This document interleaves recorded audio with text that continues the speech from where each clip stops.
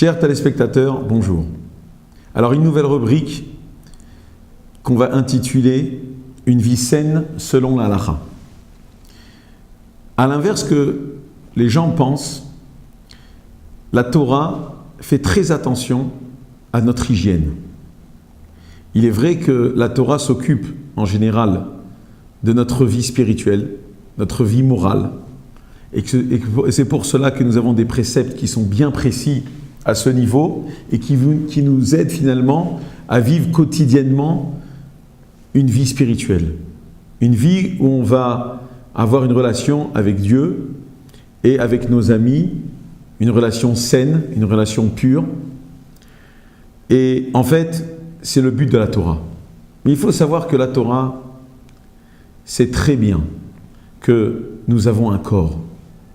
Et que ce corps, il est quelque part le moteur qui va permettre à notre âme de servir notre Dieu, de servir les préceptes de la Torah.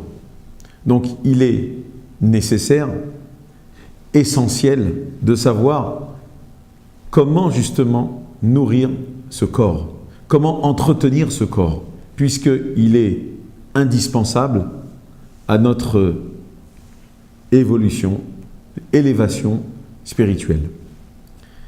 Et comme nous allons le voir aujourd'hui, c'est non seulement important, c'est non seulement primordial, mais quelque part un homme, comme il est dit dans les textes que nous allons voir, un homme qui ne fait pas attention à son corps, alors quelque part il est en train de se tuer et il donnera des comptes pour cela.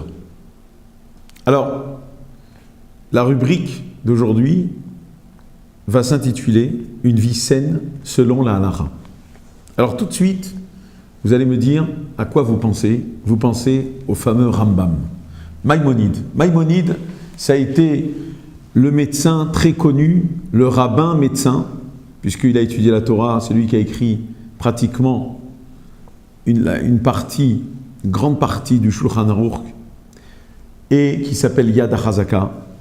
Et cet homme exceptionnel, qui a toute sa vie étudié la Torah, a une partie de sa vie, un moment de sa vie, à étudier la médecine.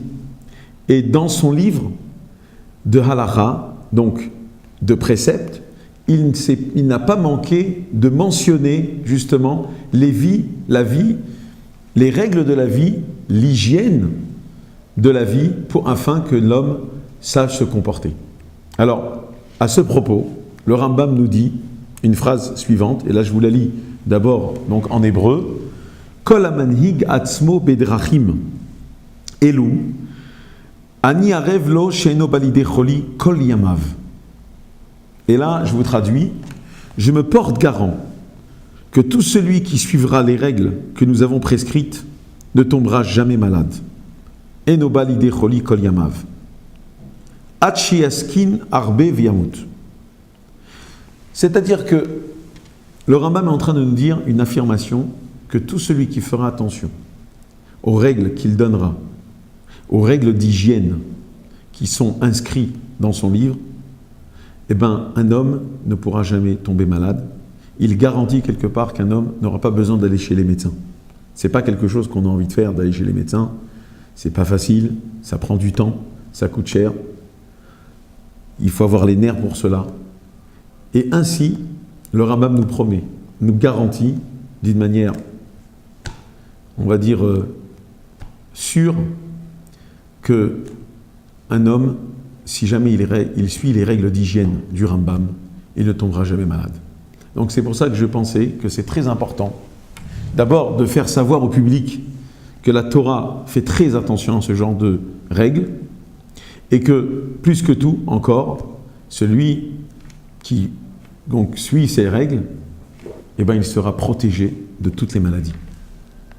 Alors, je voudrais aussi insister sur le fait que je vais me baser sur le livre qui a été donc écrit par le Rav Yecheskel Israyek, qui l'a appelé en fait un recueil d'hygiène de vie d'après la Torah et la médecine moderne.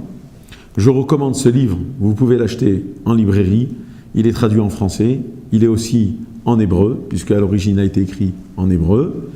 Et donc, je pense qu'il est très important de le lire. Et les cours que nous allons donc passer ensemble seront selon donc les enseignements de ce Rav Asriak, qui a d'ailleurs lui eu des recommandations de tous les rabbinim, mais pas seulement des rabbinim, mais plutôt aussi de grands professeurs américains, comme par exemple monsieur le docteur William Harvey, qui en fait a recommandé ce livre et qui est un grand cardiologue et qui a dit que depuis qu'il a lu ce livre, il a recommandé à ses patients de le lire car d'après lui, beaucoup de maladies au plan cardiaque pourront être évitées grâce au conseil de ce Rav Yecheskel Asriak.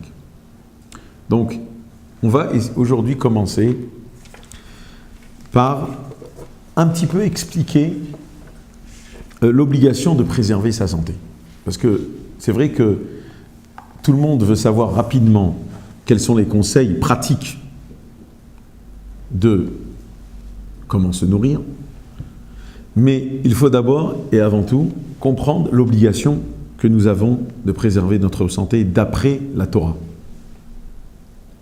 Alors, à ce sujet, il est mentionné dans la Gemara, donc dans le traité de Shabbat, page 82, recto, il est mentionné que Rav Huna demanda à Rabba, son fils, pourquoi il n'assistait pas au cours de Rav Chizda. Pourquoi a donc été intéressé que Rav Huna demanda à son fils d'aller au cours de Rav Chizda? C'est parce qu'en fait, Rav Chizda donnait des cours très très subtils.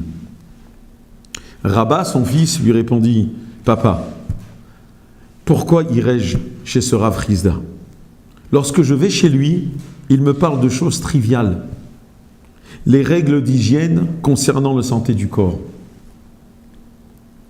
Rav Huna répondit, le papa lui a dit, avec étonnement, « Il parle de la santé et tu appelles cela des choses triviales? Raison de plus pour que tu ailles étudier chez lui. » Voilà ici un extrait de la Gemara qui nous prouve que les Amoraïm étaient très intéressés par ce sujet. Et si on va encore plus loin, on va regarder les écrits du Rav Hirsch, Rav Shimshon Raphaël Hirsch, qui a été un contemporain. Il a vécu il y a à peu près plus d'un siècle. Et il écrit dans ce langage. Et là, je vous lis ce qu'il a dit à ce sujet. « Sachez que même votre corps, même vos forces et le court laps de temps de votre passage sur cette terre ne vous appartiennent pas. Ils ne vous ont été donnés que pour les utiliser en tant qu'outil créatif et comme le moyen afin de vous aider à remplir vos devoirs. C'est pourquoi il vous incombe d'utiliser votre corps comme d'autres qualités dont vous avez été gratifiés, uniquement conformément à la volonté de Dieu et au plan de Dieu. Mais loin de vous détruire, d'annihiler et d'anéantir cet outil créatif, gardez-vous bien de faire une chose pareille, c'est impensable, car Dieu vous demandera des comptes sévères et redoutables pour ce que vous avez de plus précieux. Il vous réclamera votre sang vital. Vous êtes serviteur de Dieu, esprit de l'homme. Vous avez été envoyé ici-bas pour vous envelopper de la poussière de la terre et suivre sur terre les prescriptions de votre Créateur. Tout cela, c'est un ordre de Dieu et votre vocation. Quant à vous, si vous refusez de remplir fidèlement votre rôle, ou si vous êtes affaibli à l'extrême au point d'être vidé de vos forces, vous n'avez pas le droit d'infliger à votre corps même la petite infirmité.